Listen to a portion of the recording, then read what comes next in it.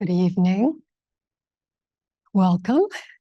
Welcome to our fall 2024 Ango Entering Ceremony.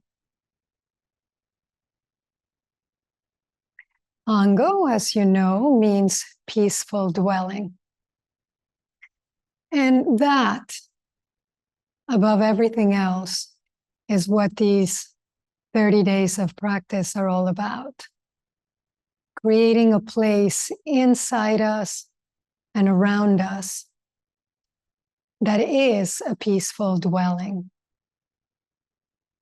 Creating a Buddha field that when we are with ourselves and when others are with us, what they experience is calm, is peace, is clarity, and a general contentment with ourselves and the world.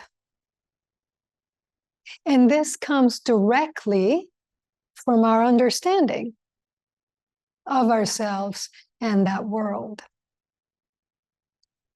It comes not in spite of war and strife and all the harm that we're capable of, but with it. So this means that this peace exists alongside the conflict and the division. It completely intertwines with the pain and the confusion. Hopefully it cuts through it and so is not overtaken by it.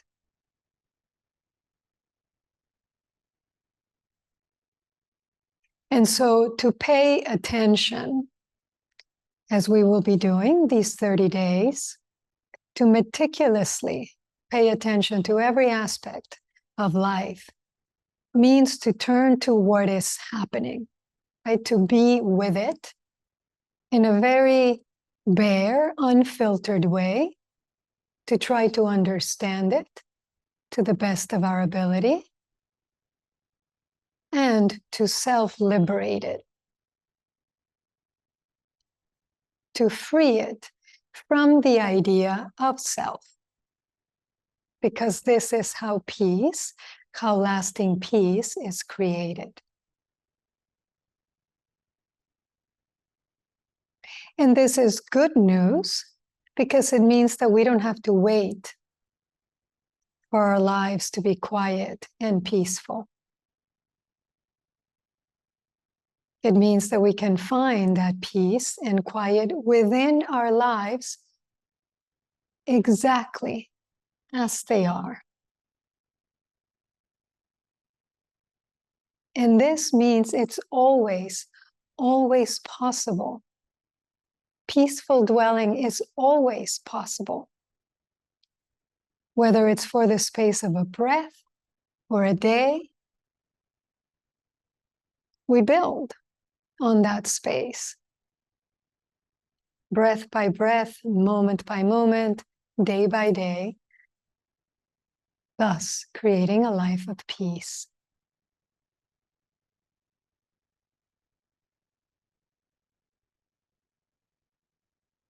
So we will begin our entering ceremony by offering incense or offering something at each of our altars. If you do not have an altar, offer something in your mind, as Shantideva does, creating a palace with banners, flowing banners, and perfume wafting through the rooms, or flowering trees. Create something to offer in your mind. But if your altar is nearby, you will offer some incense, a flower, whatever it is that you offer at your altar. If your altar is in another room, you can do it tonight. And for this moment, offer something in your mind. And as you do this, formulate in your mind a very clear intent. Your aspiration for this month of practice. And so just take a moment right now to reflect on it. What do you want for yourself during these 30 days? Right? What is your direction, your commitment, your vow? And as you offer incense, you will say that vow aloud or silently. Remain muted.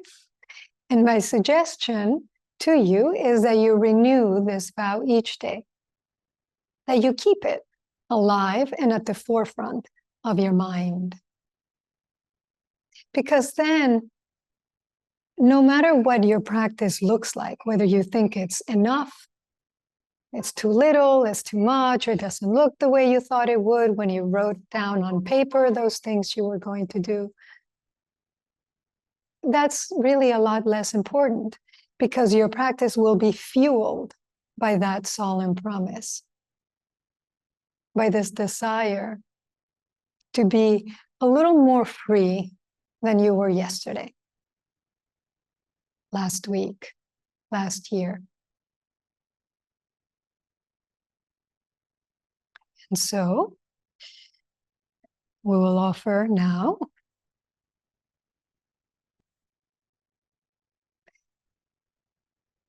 remember that you always, whatever it is that you're offering, I'm offering a bead. You touch it to your forehead as a sign of intimacy, and then you offer it in your bowl. And then you make your vow.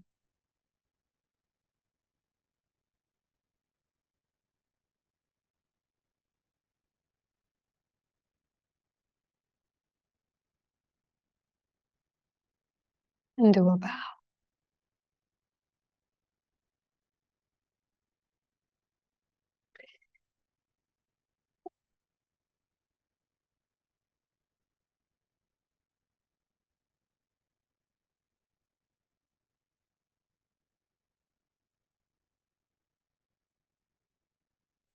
Next, we will do 3 seated bows to one another as the expression of the 3 treasures, the Buddha, the Dharma, and the Sangha in each of us.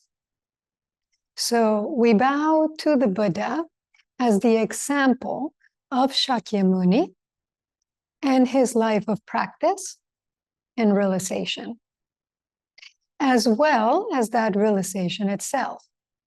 So we're bowing to that potential in one another, in ourselves, that potential for awakening, and the reality of awakening itself. So we bow to the Buddha.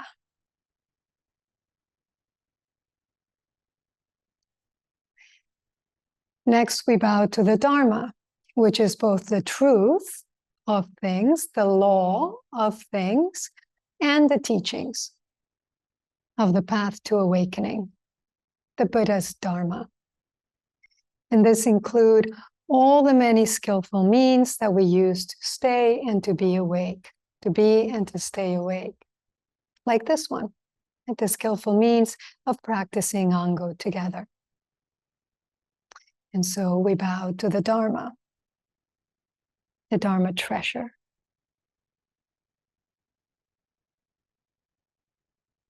And then we bow to the Sangha, to that wish that we be able to support one another with everything that we have, everything that we are, and not just for this short period, but always, as long as we have life. This is the intent, to be not only our own ground, but each other's ground on the path of practice. And so we bow to the Sangha treasure.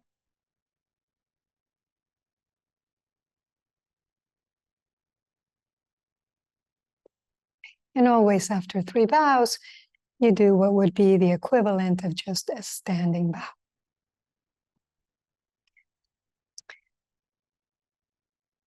Next, I will read the names of all those who've signed up to formally participate in Ango. Almost everyone is here.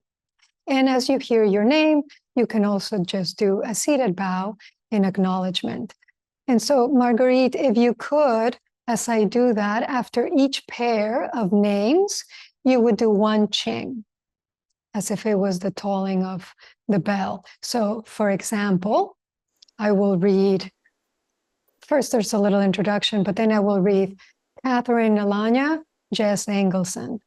Ching. Okay. Then when I get to the last name, Elizabeth Weiss, ching, ching. Okay. If everyone could please gasho. We come here realizing the question of life and death is a vital matter. We dedicate ourselves to wholeheartedly practicing the fall 2024 Ango of the Ocean Mind Sangha. We understand our commitment to the Sangha and assume full responsibility for observing it. Please, let's guide each other in our practice. The following practitioners have made a commitment to train in the fall 2024 Ango of the Ocean Mind Sangha. Catherine Alanya, Jess Engelson. Marguerite Battaglia, Secundra Beasley. Casey Benjamin, Comio Brown. Noah Chasen, Sonkai Christian. Amanda Duncan, Susan Forsty. Elliot Friedman, Shoho Fristo. Logan Geen, Eric Geist. Zuisei Goddard, Kaito Green. James McCowan, Sean McDonald. Guy Owen, Ryusan Pontolilo. Darla Royal, Elizabeth Weiss.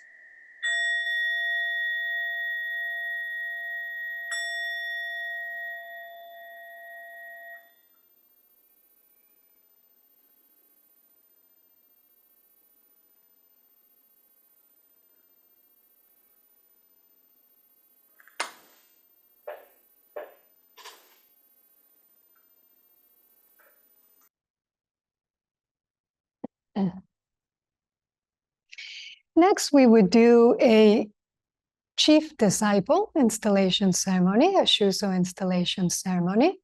But as you know, Ryusan has been and continues to be our Shuso because the way we have structured our Angos, they're shorter.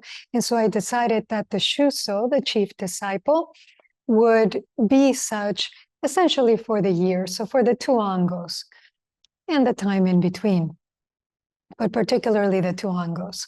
And a chief disciple is essentially a junior student who is coming of age in a way and becoming a senior in our Sangha.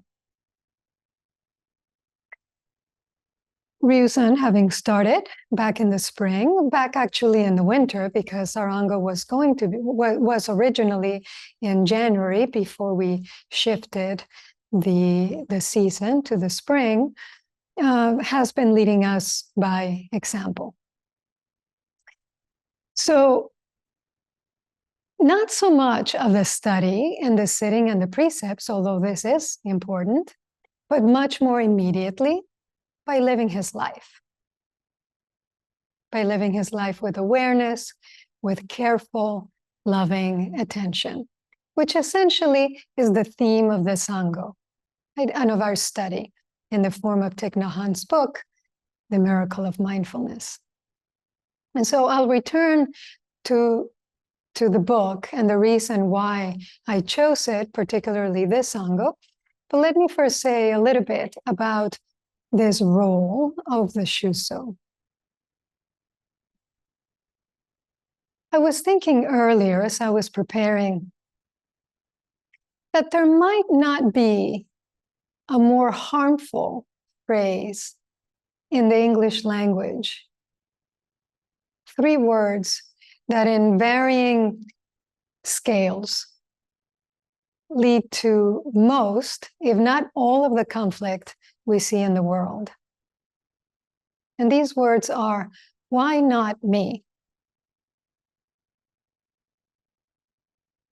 So here in a little corner of the world, in this little world we have created and called the Ocean Mind Sangha, I ask now and then someone to take on a particular role or to do a job, to fulfill a task.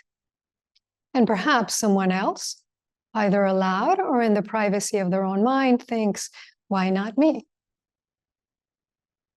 And it seems almost inevitable in us human beings, that impulse to compare, right, to measure. Understandably, is like we want to know where we are, where we stand in relationship to others. So we triangulate in order to figure out our own location. And that's fine. The problem is that it hurts. The problem is that so often when we do this, we find ourselves lacking. We find ourselves not quite measuring up. And this by no other measure than the one we've made up in our own minds, all by ourselves. So for example, the fact that Ryusen is Shuso this time around, does that in any way mean that I prefer him or his practice? Okay? His role in no way diminishes who each of you are. And this may go without saying. Maybe some of you don't even think about it. In which case, that's great. We can proceed. But in case it does come up, I so want to take this knowledge and put it directly in your heart. Drop it in your heart so you won't worry ever. So you won't needlessly create suffering for yourself. But I can't do that. All I can do is hold up the pain that this comparing mind represents. You know, the separating mind, the mind that labels and categorizes. It is so painful. And I can't convince you that it has no bearing on you or your practice. But what I can do is set your minds at ease, maybe once and for all, that becoming a student, taking the precepts, becoming a senior, are not about moving up.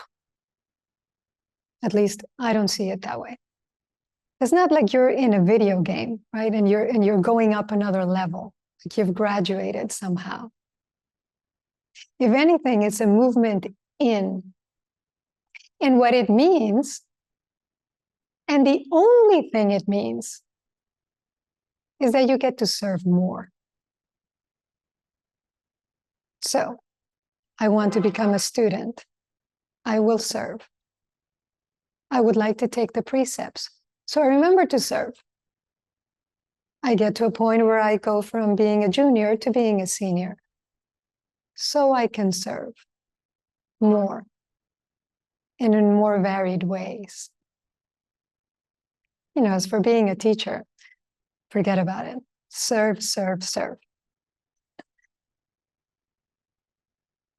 And if that's not the case, we've got something backwards.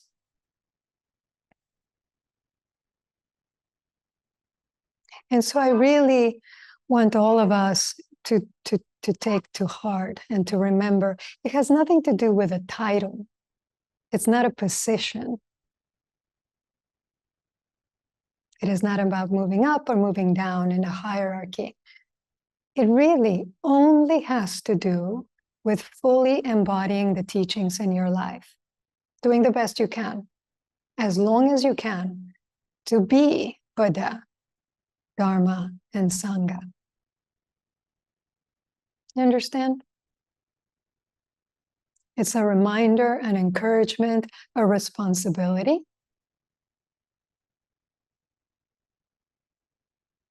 A support. And to my delight, but not my surprise, this is exactly what Ryu-san has done. He didn't like doing zazen in front of the computer. I get it. I feel the same way. And yet he became Shuso and he began to show up for daily zazen 3 times a week so he could sit with us. Some time for us, some time for him, which is really all one soup. He stepped forward at one point and said, Zuisei, what can we do to help you prepare for Sesshin? We want to do stuff. I didn't ask him. He stepped forward and asked. He also started a sitting group in his town.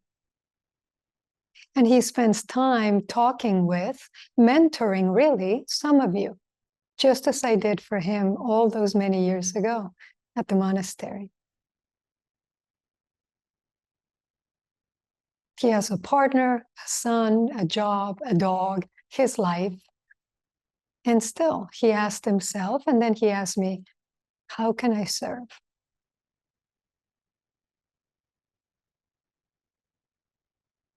So I didn't ask him to be Shuso because of the koans that he's passed, or the thing he's seen, or the Dharma books he's read. Although realization and understanding are a part of it, and are certainly important. I asked him because I see him doing his best to make the Dharma his life, meaning to let there be no separation between his practice and his life. And so in one sense, is this a form of recognition for that effort? Sure. But only because he's already been doing it. And the recognition sometimes helps to take that next step. And so, please, I beg you, remember the forms we use are meant to liberate us, not to bind us more. I don't want to do anything to make your life more difficult. Life can do that on its own. What I want most of everything I do in terms of the things that occupy my time, the things that are my work, if you will, what I want the most is for you to be free. And so if at any point you do perceive any of our forms as binding, let me know. Let's talk about it. Let's see if we can untangle what was actually never tangled, but appears to be so.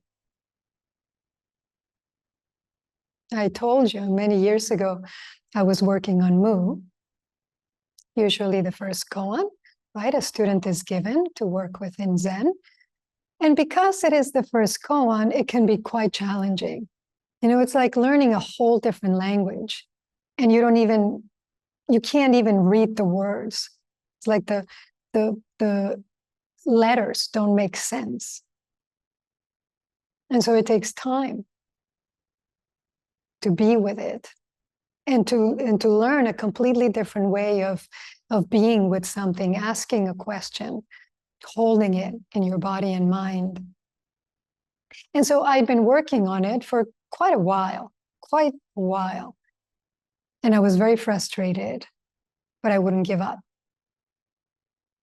And at the time, we sat in hierarchical order at the monastery. So we're non-students, and then the students, Jukai students, seniors, monastics, and also people who had seen Mu, people who were working on the breath, Shikantaza, working on koans, people who would sing mu had not seen it. And so I took the precepts, and the very next session I sat, maybe a week later, I was put behind my best friend. I had always sat ahead of her, and now I was behind. She had taken the precepts before me, and it became obvious because of the seating chart that he had seen mu, and I had not. And I was devastated, devastated. And I called my brother and I said, this happened. My best friend, I've been working on it for all this time. Why her and not me? And Derek was quiet on the other end of the line for a little while. And then he said, very softly, but I thought it was not about that. Oh, thank you for your teaching.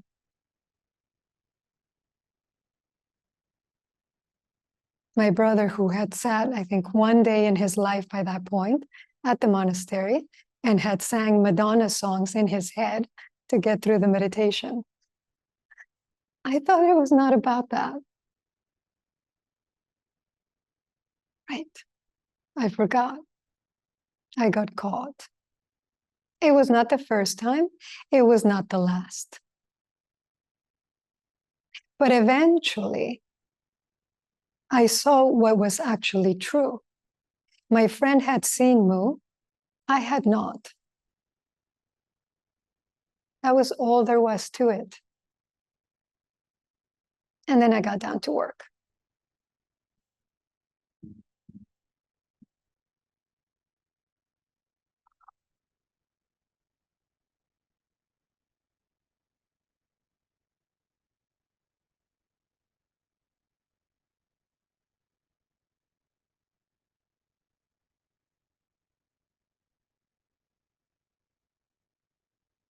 So Ryusan is serving as our Shuso de Sango.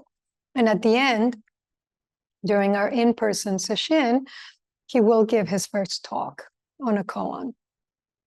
And he will challenge the rest of us to Dharma encounter. Right, so I did the Dharma encounter last Ango, the last 2 Angos. And this time he will do it. And he will not in any way try to impress us. He will just be himself, as he has been. Because that's all he needs. That's all he ever needs, as is true of the rest of us.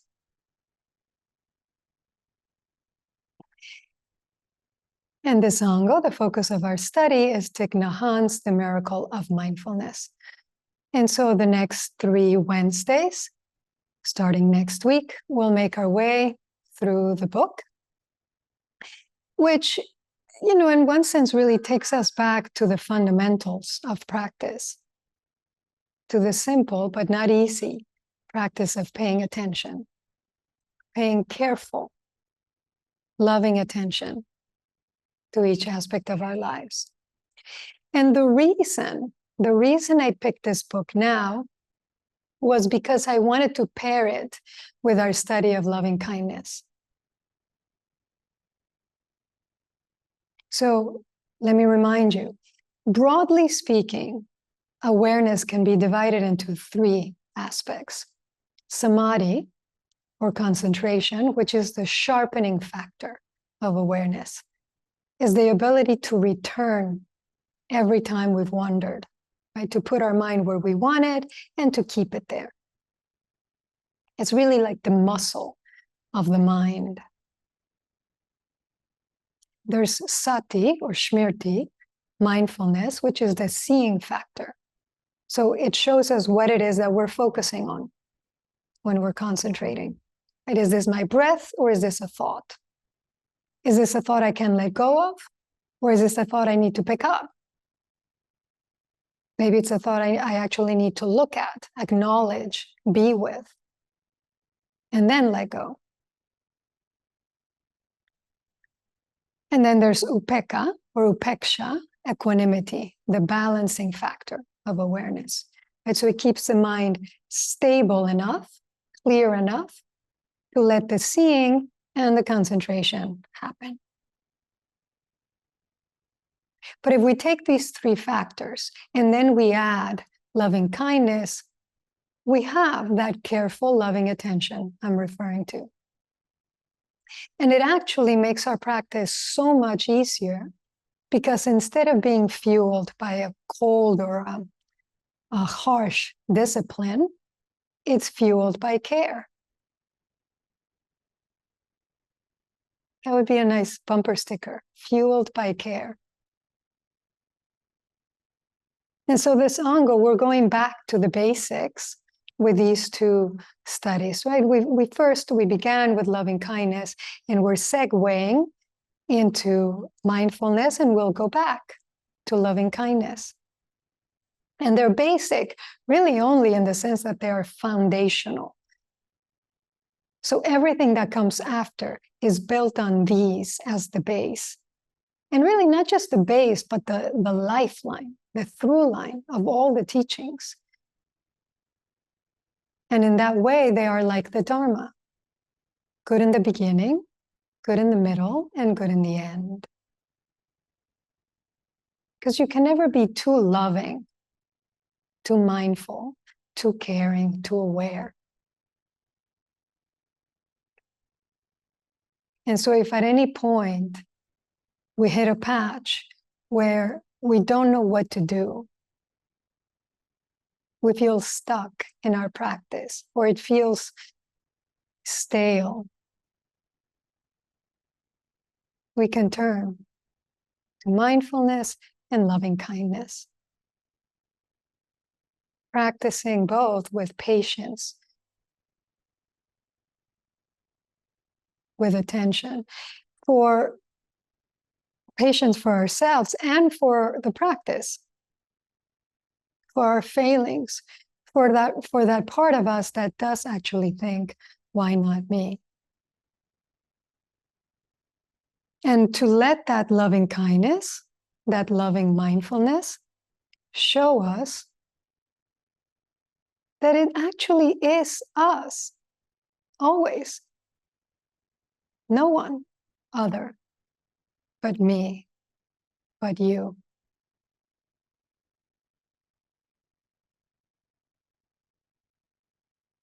Many years ago, I was just remembering this, like almost 30 years, which is a little mind-boggling. Almost 30 years ago, I realized I wanted to be a monk. But when I asked, I was told I had to go live a little first, because I was very young.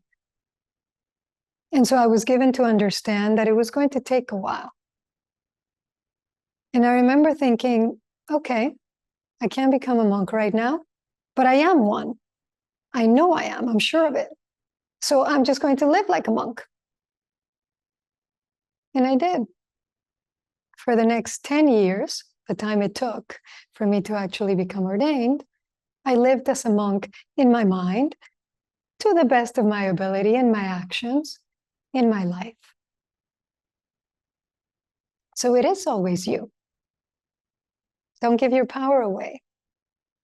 It's yours. It's yours, and it's not for the taking.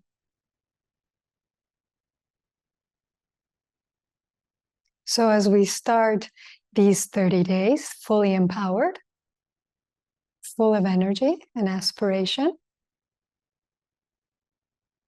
a couple of logistical points. Tomorrow, we start our evening sits. So every Tuesday and Thursday from 7 to 8 until October 15, which is a Tuesday. And remember that on Thursdays, I will do Daisan, face-to-face teaching, as on Saturdays during our sits. And please continue to bring your own study, your experience, your reflection of your Zazen, of the precepts, of the teacher-student relationship, to these private sessions. bring your study of the text, and most importantly, bring yourselves, all of yourselves, or as much as you're willing to show, you're willing to bring, because this is how we meet. Eyebrow to eyebrow, as the koan literature says.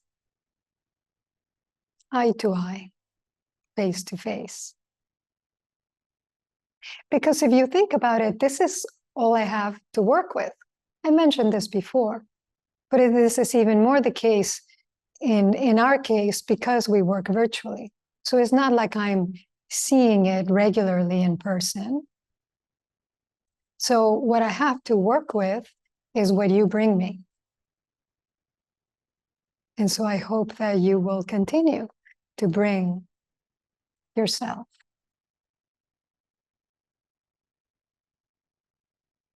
And although we're not doing art practice together formally, Kate has offered to, did I say your last name right or did I read it wrong after asking you? Well, Kate offered to lead a session this Sunday at 10 a.m. If you'd like, you can use the daily Zazen link. And this would be if you want to get together to create some art and then speak about the process a little bit afterward. And, here just a reminder that art practice is really the study of the self through creative expression. It's a study of the nature of the self and the expression of that study and realization. So it is very much the making of art, the creating of something that did not exist before, but it is also very much informed, supported, complemented by all of our inquiry into what this is. And so if you would like to join her to do that, you're welcome to. I think you can, just show up, use the Daily Zazen link and just show up 10 a.m. Eastern time. And then you can decide amongst yourselves if you would like to do it more during Ango.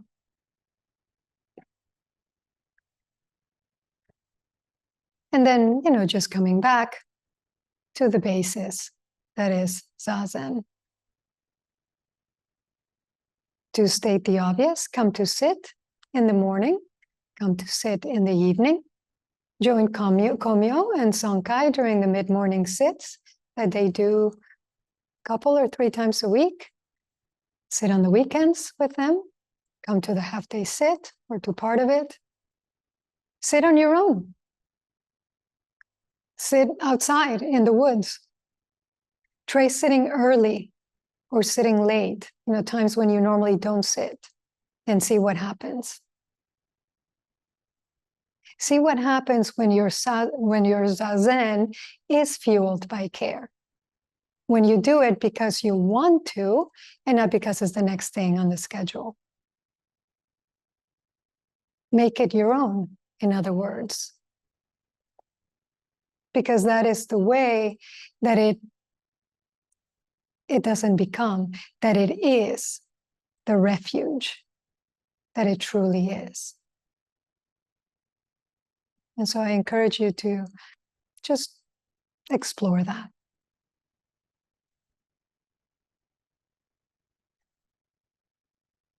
And let me end with a tradition I began 2 Angos ago, since our beginning of doing Angos, of quoting this phrase by the poet and Zen practitioner Jane Hirschfield, a monastery of consciousness. So let us, through our careful, loving practice, these 30 days, create a monastery of consciousness within and without. And let that monastery be contagious, be palpable in your life. For people to ask, what is she doing? What is he doing? I want some of what they're doing. what they're taking. In other words, let it be tangible. In Ango, we are creating a boundaried space, right? A time with a beginning and an end. But this is really just so we can enter more fully into that place that is without boundaries, without edges, where nothing begins and nothing ends because there is just life lived, one moment after the next. Life lived fully, wakefully, in peaceful dwelling. May our lives go well.